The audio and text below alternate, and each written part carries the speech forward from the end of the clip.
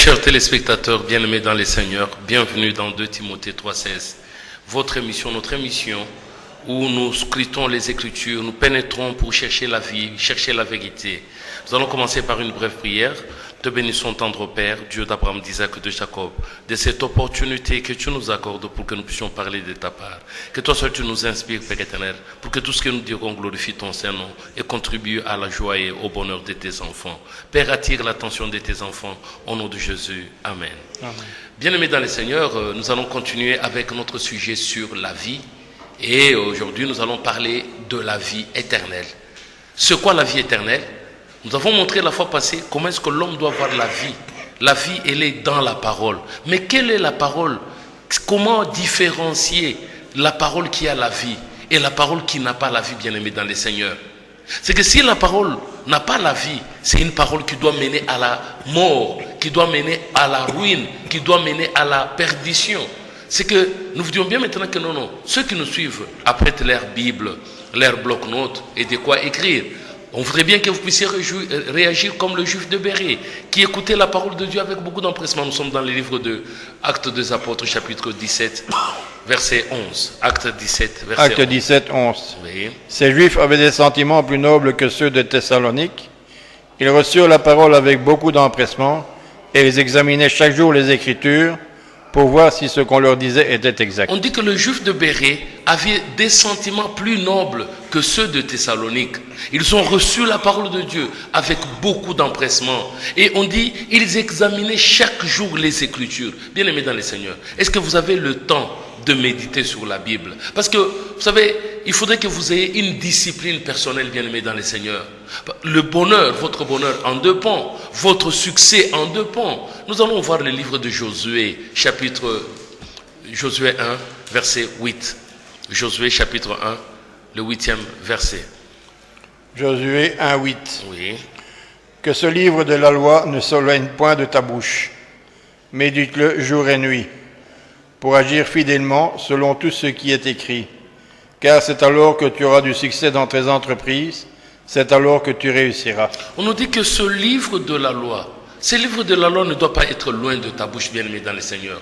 Tu dois commencer à le méditer jour et nuit. Et après avoir médité, tu dois maintenant chercher à agir fidèlement selon tout ce qui est écrit. Parce que après, la conséquence, c'est quoi? C'est que tu auras du succès, tu réussiras dans toutes tes entreprises, bien-aimés dans le Seigneur. Le bonheur, la réussite dans tout ce qu'on fait, le succès dans tout ce qu'on fait, dépend de la manière dont vous êtes en train de méditer la parole de Dieu, dépend de la manière dont vous recevez la parole de Dieu, bien-aimés dans le Seigneur. C'est comme disons que nous allons parler de la vie éternelle. C'est quoi la vie éternelle? Comment recevoir la vie éternelle? Parce que quand nous allons dans les livres de Jean, Jean chapitre 10, Jean 10,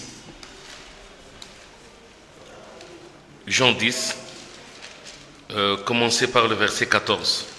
14 jusqu'au verset 19. Jean 10, 14, 19. Oui. Je connais mes brebis, oui, et elles me connaissent. On dit, je connais mes brebis et mes brebis me connaissent, oui. Comme le Père me connaît, comme je connais le Père, et je donne ma vie pour mes brebis. On dit que non, le Père me connaît, et moi aussi je connais le Père. Et comme je connais le Père, je donne ma vie à mes brebis. Donc Jésus avait une vie qu'il devait donner aux brebis. Bien-aimés dans le Seigneur, si aujourd'hui quelqu'un vous dit ceci, de recevoir Jésus, mais il y a une vie qui est en Jésus-Christ que nous devons recevoir, bien-aimés dans le Seigneur. Les brebis doivent recevoir la vie que Jésus doit leur donner. Il y a une vie que Jésus possède. Quelle est cette vie? Oui, allons-y. J'ai encore d'autres brebis qui ne sont pas dans cette bergerie. Oui. Celles-là, il faut aussi que je les amène. Elles entendront ma voix et il y aura un seul troupeau, un seul berger. On dit que non, il y a d'autres brebis qui ne sont pas dans cette bergerie. Mais il faudrait seulement qu'elles entendent ma voix et que ces brebis viennent pour que nous puissions avoir un seul troupeau et un seul berger. Oui. Le Père m'aime parce même. que je donne ma vie. Ah, d'accord, Jésus dit, le Père m'aime parce que je donne ma vie. Quelle est cette vie que Jésus donne, bien-aimé dans le Seigneur? Oui. Afin de la reprendre. Je donne ma vie afin de la reprendre, oui. Personne ne me l'ôte. Personne ne peut venir me le ravir, oui. Mais je la donne de moi-même. Je donne cette vie de moi-même. J'ai le pouvoir de la donner J'ai le pouvoir de la donner. et j'ai le pouvoir de la reprendre. J'ai le pouvoir de reprendre cette vie.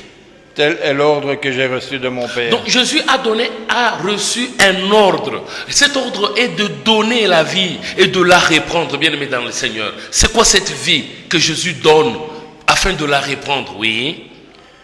Il y eut de nouveau, à cause de ces paroles, division parmi les Juifs. Bien aimé dans le Seigneur, après que Jésus ait dit ces choses, il y eut division parmi les Juifs. Nous voulions parler de la vie éternelle. C'est quoi la vie éternelle, bien aimé dans le Seigneur? Comment avoir cette vie, bien aimé dans le Seigneur? Nous allons lire le livre de Luc. Luc, vous allez prendre le chapitre 18. Luc 18. Vous allez commencer par le 18e verset. Luc 18, 18. Oui. Un chef interrogea Jésus et dit, « Bon maître, que dois-je faire pour hériter la vie éternelle ?» On dit un chef interroge Jésus pour lui dire, il lui pose la question, qu'est-ce que je peux faire pour hériter la vie éternelle? Qu'est-ce que je peux faire pour entrer dans la vie? Oui. Jésus lui répondit, Jésus lui répondit, « Pourquoi m'appelles-tu bon? pourquoi est-ce que tu m'appelles bon? Il n'y a de bon que Dieu seul. Est-ce que Jésus n'était pas bon? Pourquoi Jésus a dit, pourquoi tu m'appelles bon? Il n'y a que de bon que Dieu seul. Oui. Tu connais les commandements. Tu connais les commandements. Tu commettras point Tu d'adultère. ne commettras point d'adultère. Tu ne tueras point. Tu ne dois pas tuer. Tu ne déroberas point. Tu ne dois pas voler. Tu ne diras point de faux témoignages. Tu ne peux pas porter un faux témoignage. Honore ton père et ta mère. Tu dois honorer ton père et ta mère. J'ai, dit-il, observé toutes ces choses dès ma jeunesse. Ah, d'accord. Cet homme riche, ce chef, on a dit, j'ai observé toutes ces choses depuis ma jeunesse. Je ne commets pas d'adultère, je ne vole jamais, je ne porte jamais de faux témoignages, je ne convoite jamais, j'honore mon père et ma mère. Il dit que non, de ma jeunesse, j'ai observé toutes ces choses. Oui. Jésus, ayant entendu cela, il dit, Quand Jésus eut entendu cela, voilà sa réplique. il te manque encore une chose. Il te manque encore une chose. Bien-aimé dans le Seigneur, tel que tu es là, tu diras ceci. Moi, je ne commets jamais d'adultère. Je ne vole jamais l'histoire d'autrui. Je ne convoite jamais. Je respecte bien mes parents. Je ne dérobe rien. Donc, on dit, Jésus va lui dire ceci. Il te manque encore une chose. Parce que ici, c'est pour entrer dans la vie. C'est pour hériter la vie éternelle. Bien-aimé dans le Seigneur. Oui. Vends tout ce que tu as.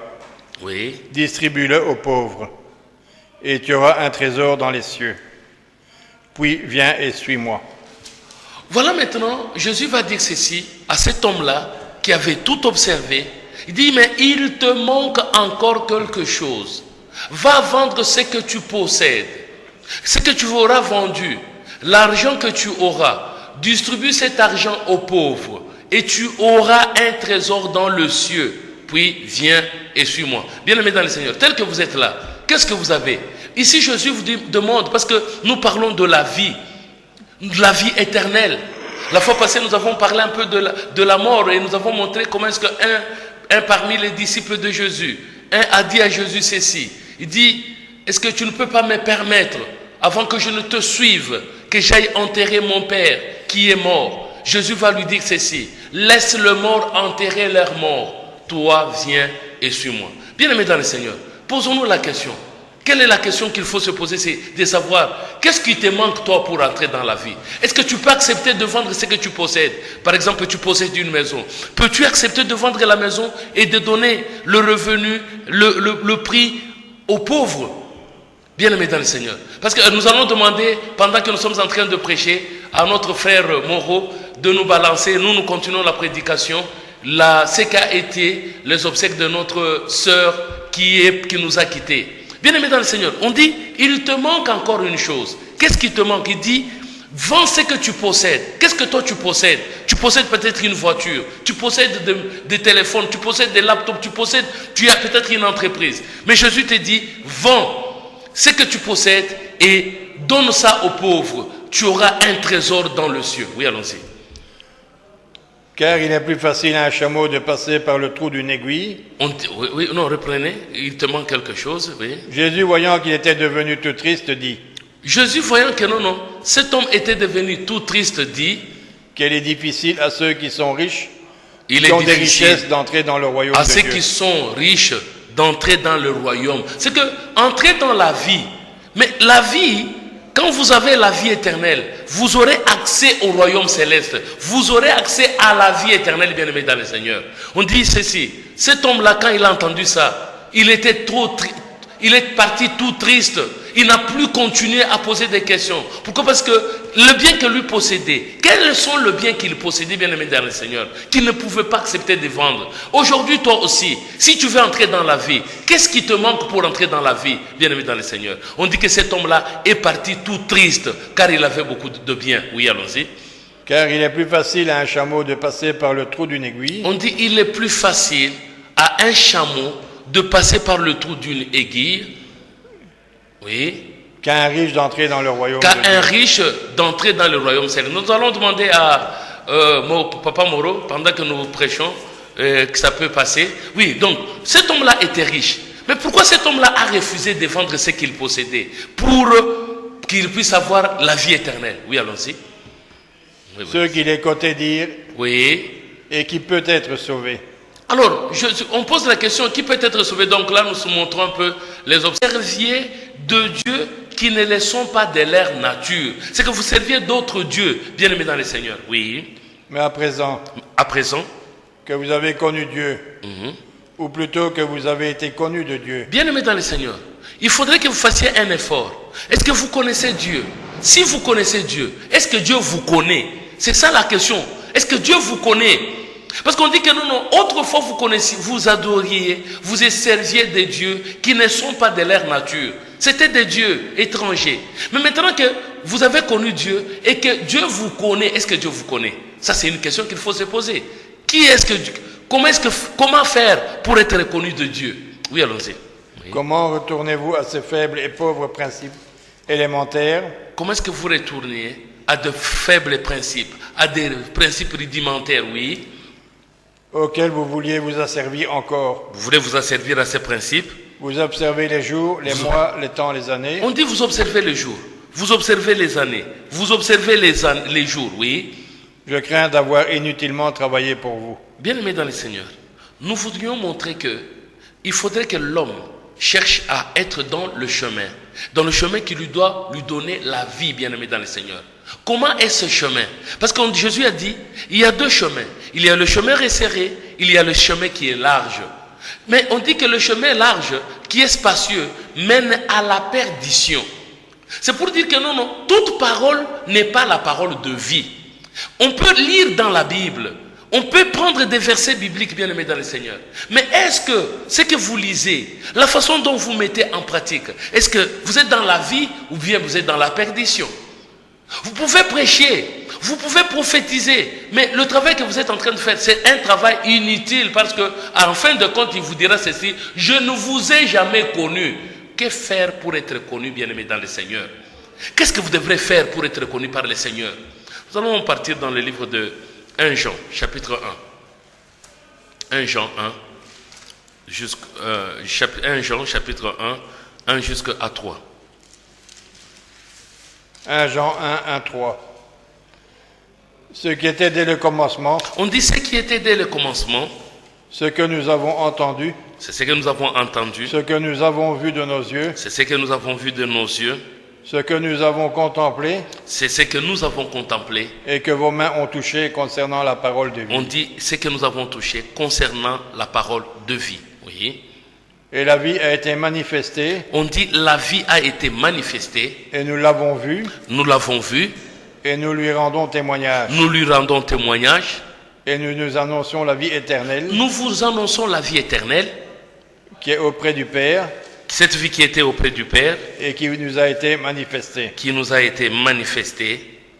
Ce que nous avons vu et entendu, Ce que nous avons vu et entendu, nous vous l'annoncions à vous aussi, nous vous l'annoncions à vous aussi. afin que vous aussi vous soyez en communion avec nous. C'est pour que vous puissiez être en communion avec nous, oui. Or, notre communion est avec le Père et avec son Fils Jésus-Christ. Bien-aimés dans le Seigneur, on veut vous annoncer la vie éternelle. Nous avons donné l'exemple de cet homme riche qui n'a pas voulu tout vendre. Qu'est-ce que cet homme possédait, qui ne pouvait pas accepter de vendre? Aujourd'hui, toi, homme de Dieu, toi croyant, toi qui vas à l'église, toi prophète, toi qui fais des miracles, toi qui chasses le démon. On dit pour entrer dans la vie, il fallait vendre ce que tu possèdes. Qu'est-ce que cet homme-là possédait? Qu'est-ce qu'il possédait? Et qu'est-ce qu'il ne voulait pas vendre, bien-aimé dans le Seigneur? Où est-ce qu'il allait vendre? Parce qu'en vendant, il allait donner cet argent aux pauvres. Les pauvres allaient devenir de riches. Et directement, un jour aussi, Jésus allait le croiser pour leur demander de vendre aussi, de vendre encore. C'est quoi? Comment est-ce qu'on doit entrer dans la vie, bien-aimé dans le Seigneur? Qu'est-ce que toi tu possèdes? Est-ce qu'aujourd'hui, c'est que tu possèdes? Si on te demandait de vendre ça, vas-tu accepter? Si tu possèdes même un téléphone, est-ce que si on te le demandait, vends ça, donne l'argent aux pauvres, tu auras un trésor. Est-ce que tu vas accepter, bien-aimé dans le Seigneur? Qu'est-ce que cet homme-là possédait comme bien, bien-aimé dans le Seigneur? Nous parlons de la vie éternelle. Comment est-ce qu'un homme peut entrer dans la vie éternelle? On va donner un autre exemple. Encore d'un homme riche encore, d'un docteur de la loi encore, qui voulait aussi avoir la vie éternelle. Mais nous allons voir un peu s'il acceptait et comment faire pour avoir la vie éternelle. Prenez toujours le livre de Luc. Luc chapitre 10. Vous allez là prendre le verset 25. Luc chapitre 10. Vous allez commencer par le verset 25. Luc 10, 25. Oui.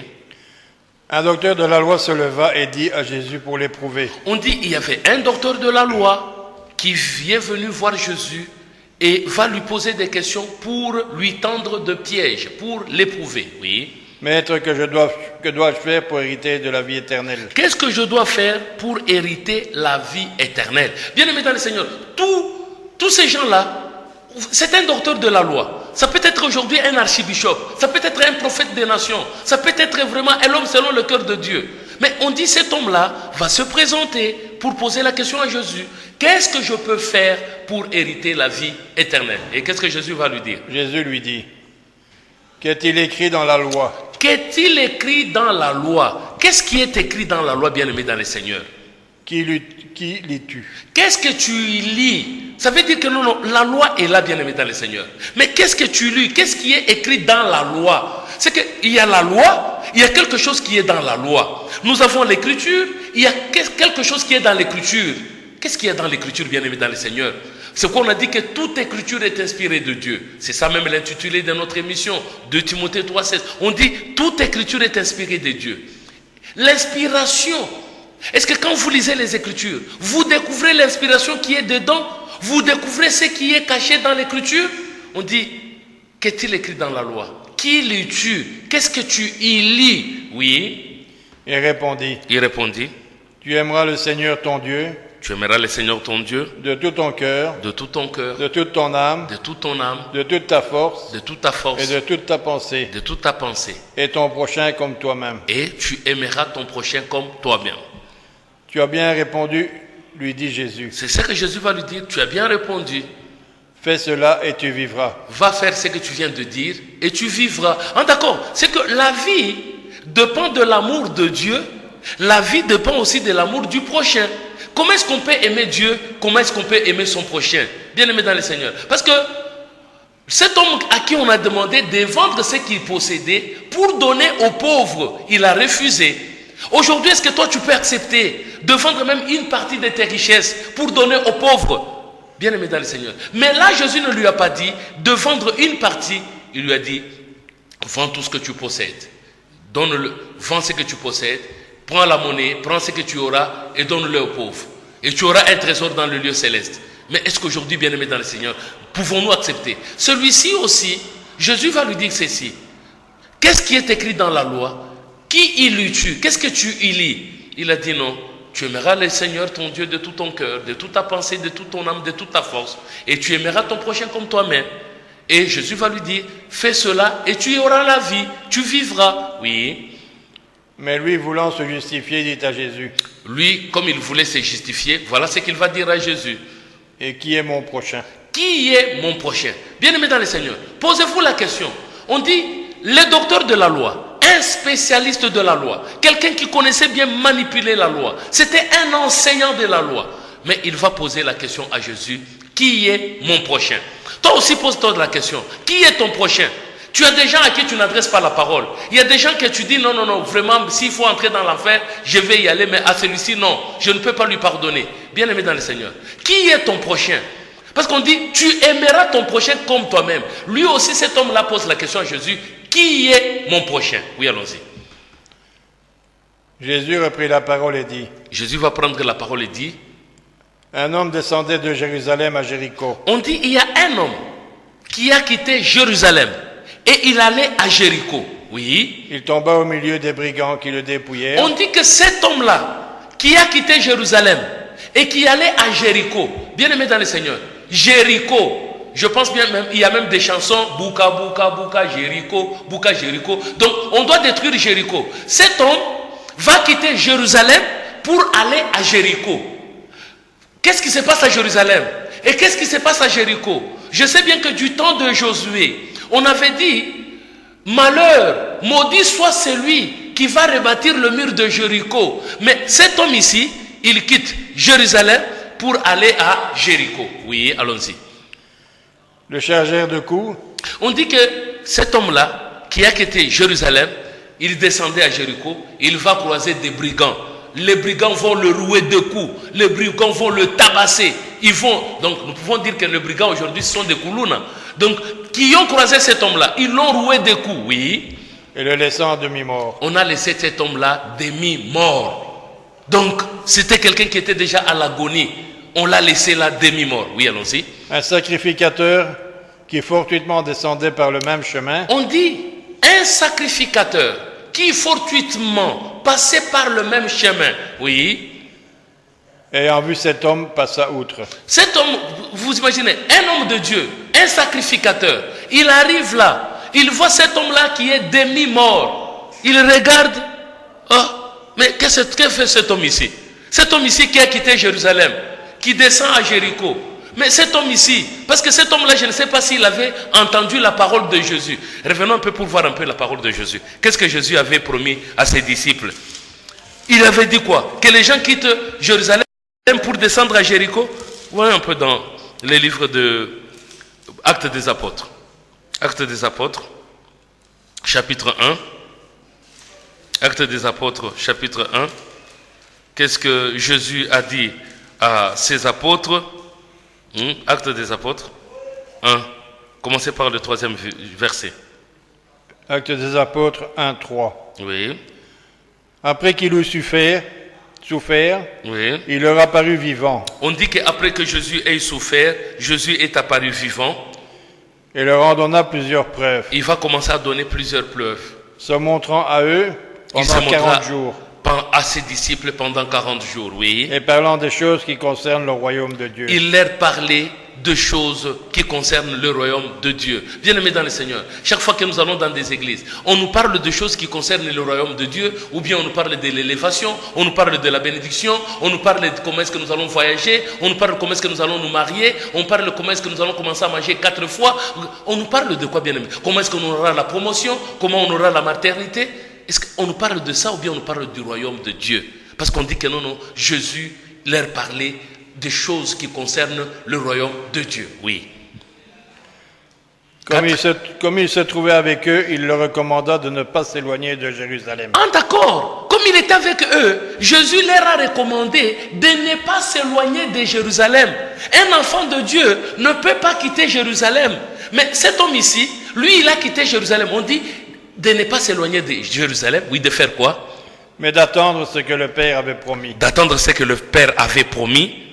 Ce que je vous ai annoncé, lui dit-il. Oui, on peut s'arrêter par là. On revient maintenant dans Luc. On dit que non, cet homme-là a quitté Jérusalem, il descendait à Jéricho. Ici, le jeune homme, pour avoir la vie éternelle, il pose la question, qui est mon prochain bien-aimé dans le Seigneur? Qui est ton prochain? Quand toi aussi tu trouves quelqu'un qui souffre, comment est-ce que tu réagis? Parce qu'ici nous voyons que non, les sacrificateurs, il a regardé la vie. Oh, cet homme ici, il quitte Jérusalem, il va à Jéricho. Mais il a croisé les bandits qui l'ont remué des coups. Est-ce que je dois intervenir sur cette... Je vais intervenir, oui ou non? Point d'interrogation. C'est ce que nous allons découvrir dans la suite. Oui, allons-y. Un lévite qui arriva aussi dans ce lieu. On dit un lévite qui passait aussi par ce chemin. Ce chemin-là, c'est le chemin qui quitte Jéricho, donc Jérusalem vers Jéricho. Mais qu'est-ce que les enfants de Dieu, les serviteurs de Dieu sont allés faire sur ce chemin-là? Ils sont allés pour chercher les gens qui sont à Jéricho, pour les amener à Jérusalem, ou bien parce que cet homme, lui, qu'on a tué, qui était à demi-mort, il quittait Jérusalem pour aller à Jéricho. Alors, les sacrificateurs regardent, ils passent outre.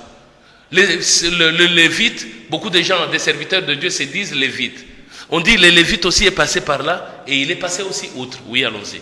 Mais un Samaritain qui voyageait, étant venu là, il fut ému de compassion. On dit qu'il y avait un Samaritain qui passait par là. Mais la caractéristique des Samaritains, bien aimés dans le Seigneur, les Samaritains sont les gens qui ont même refusé de donner à boire à Jésus.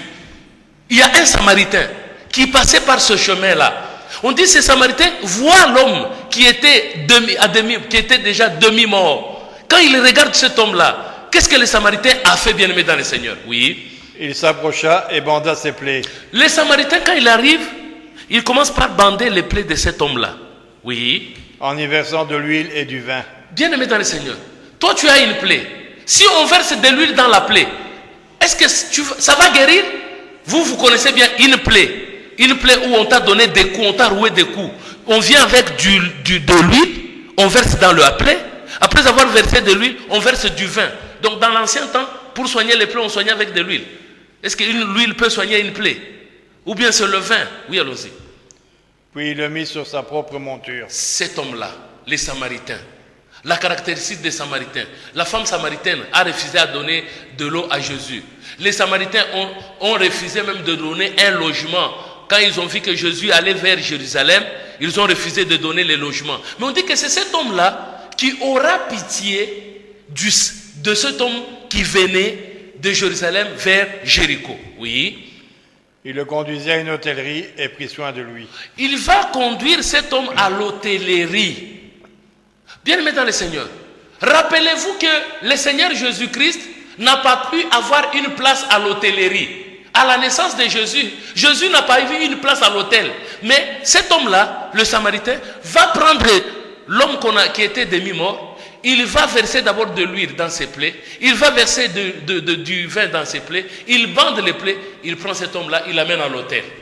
Là où Jésus n'a pas trouvé de place. C'est là où cet homme-là a amené cet homme qui quittait Jérusalem vers Jéricho. Oui. Le lendemain, il tira 2 deniers. Il va prendre 2 deniers. Les donna à l'hôte et dit. Il va donner à l'hôte, celui qui les a reçus à l'hôtel. Aie soin de lui. Prends soin de cet homme ici. Et ce que tu dépenseras de plus. Ce que tu vas dépenser de plus. Je te le rendrai à mon retour. Je vais te le rendre à mon retour. Lequel de ces 3 te semble avoir été le prochain de cette... C'est alors que Jésus va poser la question à cet homme-là qui est venu lui demander comment faire pour avoir la vie éternelle.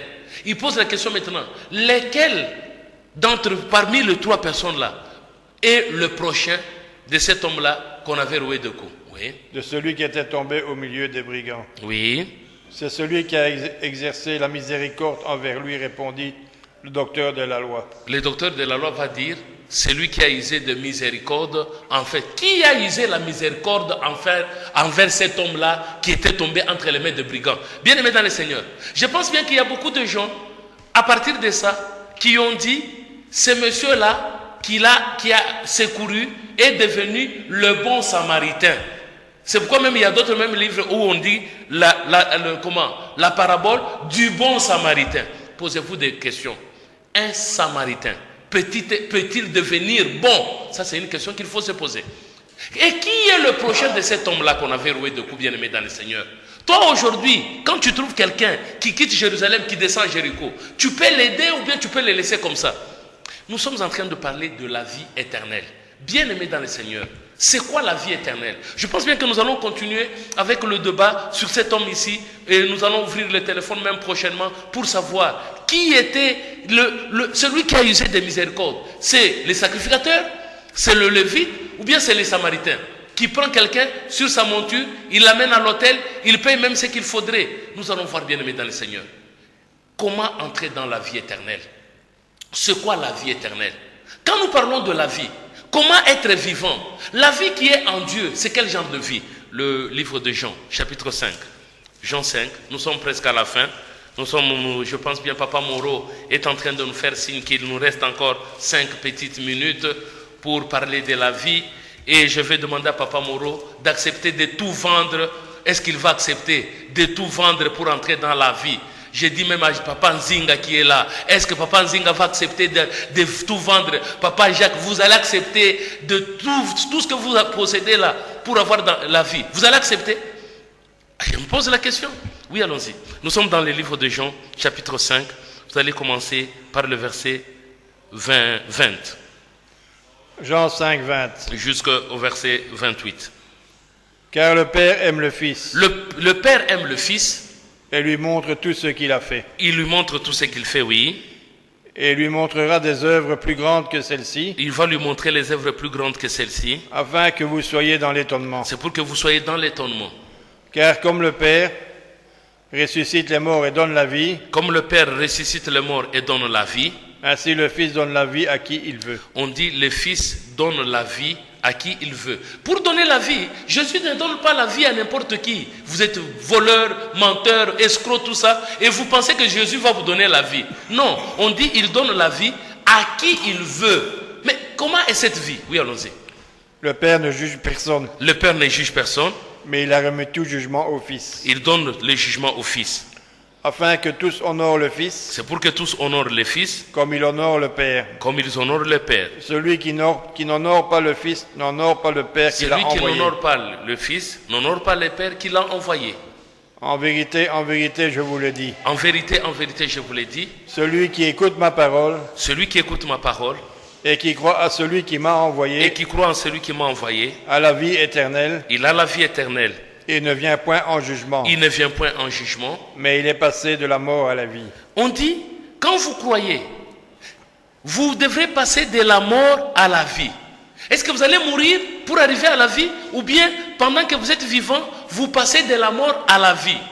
Qu'est-ce que Dieu appelle vie? Qu'est-ce que les gens appellent vie, bien-aimés dans le Seigneur? Quand nous lisons le livre de Jean, on nous dit, au commencement était la parole était avec Dieu, la parole était Dieu. Au verset 4, il est dit ceci, en elle était la vie. C'est que dans la parole, il y a une vie. Et cette vie, c'est ça la lumière des hommes. Bien-aimés dans le Seigneur, il faudrait te poser la question. Quand vous lisez la Bible, nous pouvons lire le premier verset de la Bible. On nous dit ceci, au commencement, Dieu créa le ciel et la terre. Est-ce qu'il y a une vie dans cette parole? Quelle est la vie que nous pouvons tirer de cette écriture? Lisez, au commencement. Oui. Au commencement, Dieu créa les cieux et la terre. Au commencement, Dieu créa le ciel et la terre. On nous dit que non. Dans la parole, il y a une vie. Cette vie, c'est ça la lumière. Est-ce que quand nous lisons cette écriture, quelle est la lumière que nous allons tirer du premier verset de la Bible, bien-aimé dans le Seigneur? Parce que toute parole qu'on nous prêche n'est pas la parole de vie. Toute parole, on peut nous prêcher une parole qui nous amène dans la mort éternelle, qui nous amène dans la perdition. On peut aussi nous prêcher une parole qui a la vie, qui a la lumière. Quelle est la lumière que nous pouvons tirer dans le premier verset de la Bible, bien-aimé dans le Seigneur? Nous sommes en train de chercher la vie. Bien que nous ayons passé par cet homme qui est le docteur de la loi, qui a dit qu'est-ce que je peux faire pour hériter la vie éternelle, on lui dit vends ce que tu possèdes. Bien-aimé dans le Seigneur, nous allons bien sûr que nous allons continuer prochainement. Qu'est-ce que toi tu possèdes? Où est-ce que tu peux vendre ça? Pourquoi est-ce qu'on dit que le riche, il est difficile aux riches d'entrer dans le royaume? Mais chaque jour ici dans nos églises, nous voudrions devenir riches. Et quand nous devenons riches, quand est-ce que le pasteur nous dira de vendre ce que nous possédons, d'aller donner aux pauvres? Là, le pasteur dira que non, bien-aimé dans le Seigneur, là, il faut comprendre. Mais s'il faut être béni, on dit non, on doit avoir des maisons, on doit avoir des richesses. Non, il faudrait que le peuple de Dieu soit éclairé. Nous parlons de la vie. Mais où est la vie, bien-aimé dans le Seigneur? La vie, elle est dans la connaissance. La vie, elle est dans la lumière. Mais nous devons chercher maintenant la lumière qui est dans chaque écriture. C'est comme pour l'instant, les gens fêtent ce que nous appelons le mois de la femme. Mais la Bible nous dit qui trouve une femme trouve le bonheur. Il y a des gens qui ont trouvé des femmes qui ont trouvé les malheurs. Il y a des gens qui ont épousé des femmes qui sont tombées même malades, qui sont même parvenues à mourir, qui sont arrivées même à la mort. Mais c'est quoi maintenant? C'est que chaque écriture que nous devons relire, bien-aimés dans le Seigneur, nous devons tirer la vie, nous devons tirer la lumière, nous devons tirer l'inspiration. C'est comme nous allons dire ceci. Nous sommes de l'église universelle de Jésus-Christ. Nous nous réunissons chaque mardi et vendredi sur l'avenue du commerce numéro 3 à la Gombe, en diagonale de l'INA. Nous sommes là chaque mardi et vendredi à 18h pour voir le chemin de vie. Comment être dans le chemin de vie, bien-aimé dans le Seigneur. Chaque lundi à 16h30 Samedi à 14h30, les dimanches à 9h, nous sommes sur l'avenue de la Presse numéro 10 au quartier Founan 2. Avenue de la Presse numéro 10 au quartier Founan 2, c'est non loin du croisement des avenues Bokassa et Founan, à côté de l'usine de mousse Complast. Là, nous sommes les lundis à 16h30, samedi à 14h30 et dimanche à 9h. Nous sommes aussi sur avenue Eucalyptus numéro 3 à Kitambo, Jamaïque. Là, c'est les dimanches à 16h. Et nous sommes aussi sur Allée Verte numéro 39 à chaque mercredi à partir de 17h30. Nous avons nos émissions de Timothée 3.16 sur YouTube. Vous allez cliquer YouTube, vous écrivez émission de Timothée 3.16, vous allez suivre toutes ces émissions en direct. Nous allons remercier le Seigneur qui a commencé avec nous et qui termine avec nous. Te bénissons, tendre Père, Dieu d'Abraham, d'Isaac et de Jacob. Merci de cette opportunité que tu nous as accordée pour que nous puissions parler de ta part. Plaise à toi que tu puisses, mon Dieu, ouvrir les yeux et les oreilles intérieures de tes enfants, qu'ils découvrent la vie, qu'ils découvrent la vérité qui est cachée dans toute écriture, Père. Ils seront sauvés. Que ces peu de mots, de te demander de les ouvrir, de les bénir spirituellement, monte au-dessus de cieux, dans le nom de Jésus qui règne dans le siècle de siècles. Amen. Bonsoir chez vous et à mardi prochain, même chaîne et même heure. À plus.